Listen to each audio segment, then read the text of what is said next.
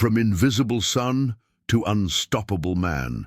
The truth that made me achieve my freedom and success. I always knew something was wrong in my house, you know? But we get used to it. We swallow things, thinking it's normal. I grew up hearing that I wasn't enough, that my brother Marcelo was the pride of the house, and that I was just another burden. I pretended I didn't care, but every word stuck in my head. I worked from an early age, facing the world alone, while they stayed home, living off my grandfather Antonio, the only one who truly cared about me. But I never knew how much my own family was capable of sabotaging me until that day. It was my 24th birthday, a day I'll never forget. I came home from work, exhausted, as usual, and was ready to face another cheap pie and a forced birthday. But when my grandfather showed up at my house, I felt a strange sensation, like a reality check.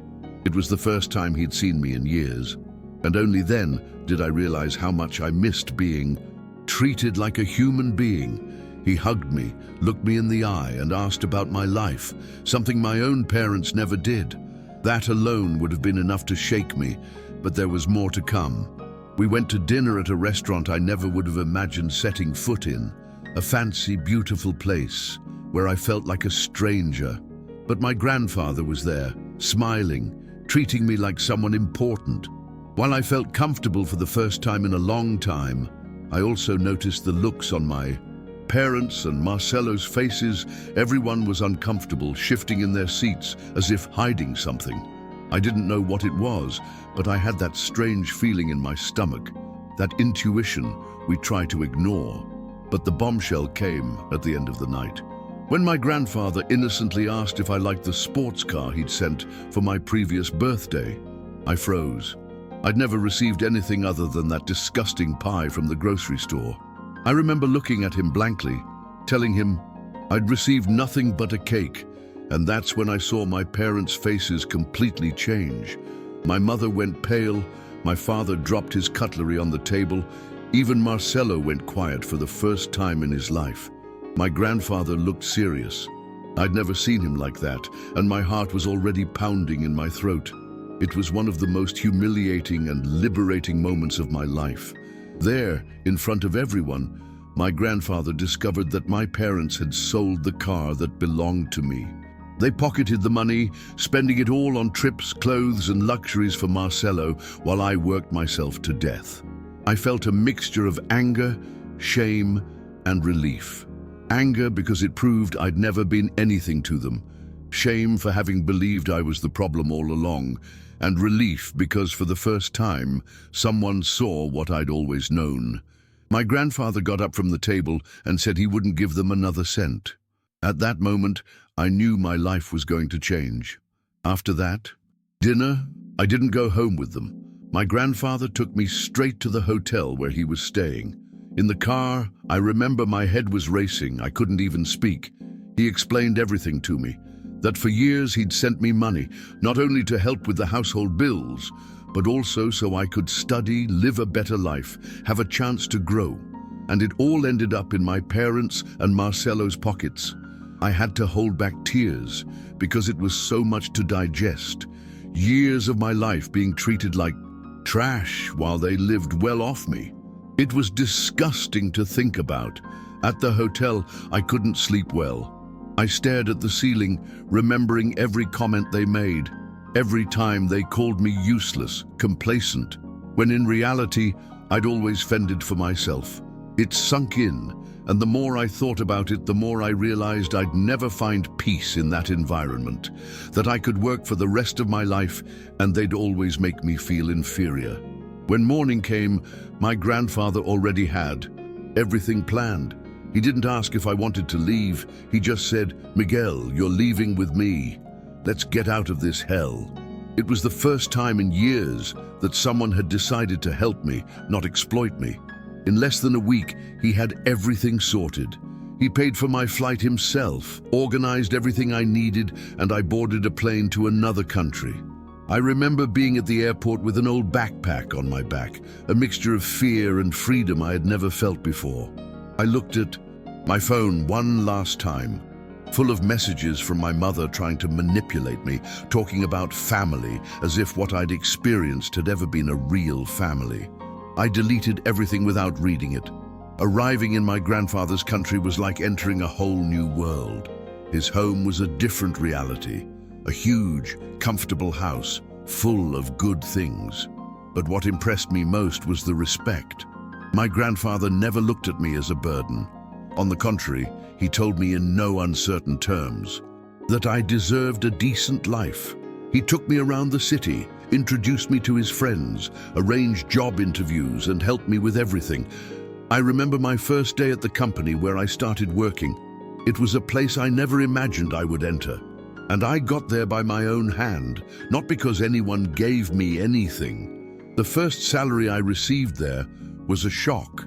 I had never seen so much money coming from my own efforts in an environment where I was treated with respect. And it wasn't just the money. It was coming home and having peace. It was waking up without being insulted or called useless. It was doing simple things like buying my own clothes without hearing jokes. Every little thing seemed incredible because I'd never had any of that. And I didn't need much. I just needed to feel worthy, something they never let me feel. My grandfather looked at me with pride, and I began for the first time to feel proud of myself too. Sometime later, I started getting calls from Brazil. At first, they were just missed calls, then WhatsApp messages. I knew it was my mom, my dad, and even Marcelo who never lifted a finger. I ignored it all. But when the messages started arriving every day, with those long texts saying they were in need, that they were going to be evicted, that I was the only one who could help, I felt angry.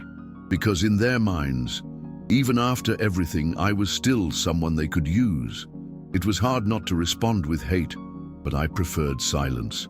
Out of curiosity, after a few days, I ended up reading some messages. They said my grandfather had stopped sending money, that they were in debt, that Marcelo was trying to get back into the job market, and that I was their hope. Man, reading that made me so sick.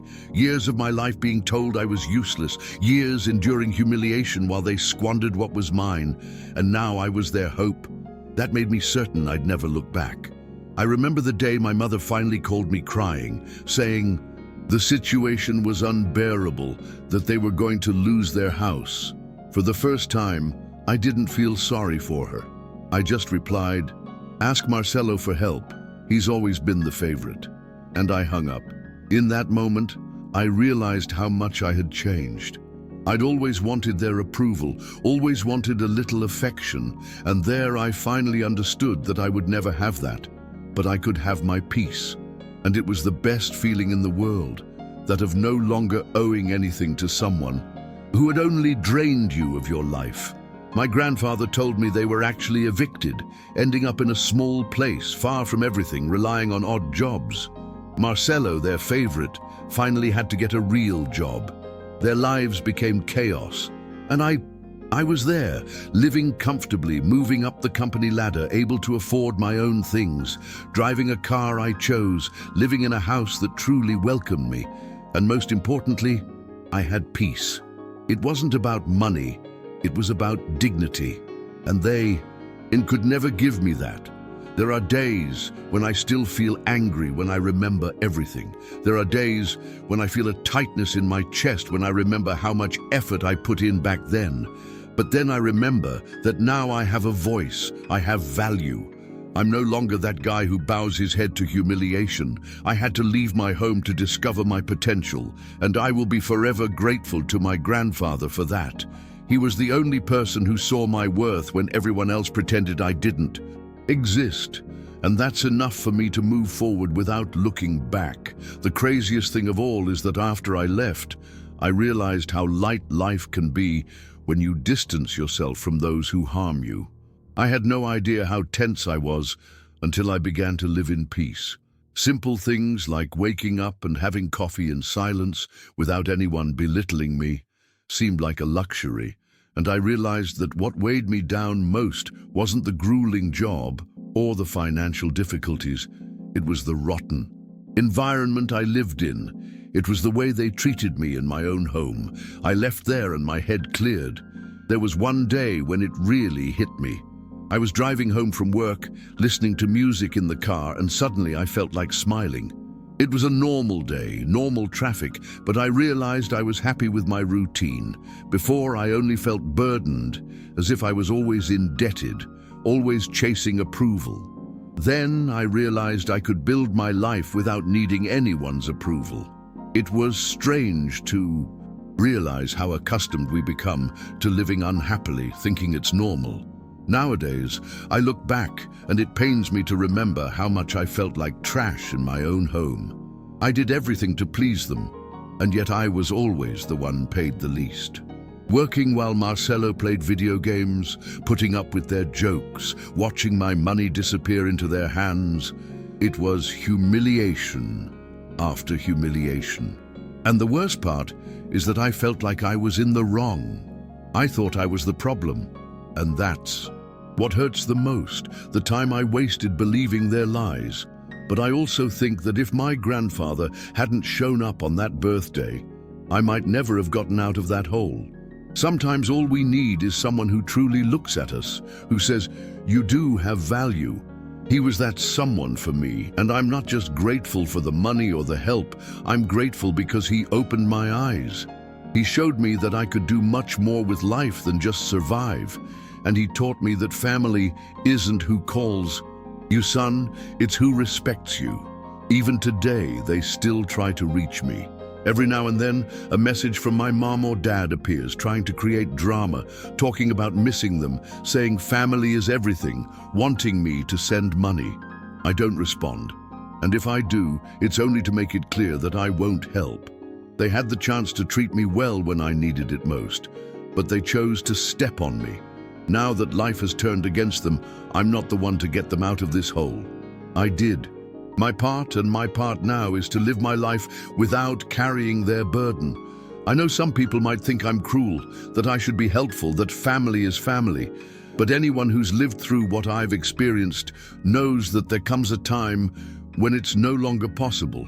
We can't be anyone's punching bag, even if that someone is our own family. I learned the hard way that sometimes the best way to love someone is to walk away, so as not to lose yourself in the process. I had to walk away to find myself, to be who I've always been, without the chains of guilt and manipulation. Today I can say I'm doing well, not just financially, but psychologically and emotionally. Every day I wake up and go to work, doing my own thing. I know I'm building something that's mine, without depending on anyone. I did what I needed to do to be happy. And if before I felt invisible, now I can look in the mirror and see that I'm more than enough. I'm important in my own way, the way I learned to be. After so much time of being suffocated, I keep thinking about what my life would have been like if I had stayed there, in a place where nothing went right, where my hard work was never appreciated, where I was always the lesser. Surely I would be bitter, lost, trapped in their lies. But today I see that, in truth, the biggest battle wasn't against my family, but against myself. Against this idea they instilled in me that I didn't deserve to be happy. And today, I am happy. And no one can take that away from me. My grandfather taught me to respect myself. He showed me the value of being treated with dignity, and I'll never forget that. And that's what I want to carry with me for the rest of my life. I'm no longer that Miguel who accepted crumbs, who resigned himself to a lack of affection and recognition. I'm someone who learned to value myself, who no longer accepts being treated as if I don't matter. And above all, I'm someone who now knows I deserve to be happy my way, with or without anyone's approval. I don't know what will happen to my family, and honestly, I don't care anymore. I'm not responsible for them. I'm not responsible for carrying the weight of their choices. What I do know is that even after everything I've been through, I survived. And I was stronger than they thought I would be. Today, I can say with absolute certainty, I rose again. And if you're reading this and feeling the way I did, I want you to know that you can too. Sometimes the greatest victory comes from walking away from those who hurt you. Believe in yourself, because the rest will fall into place.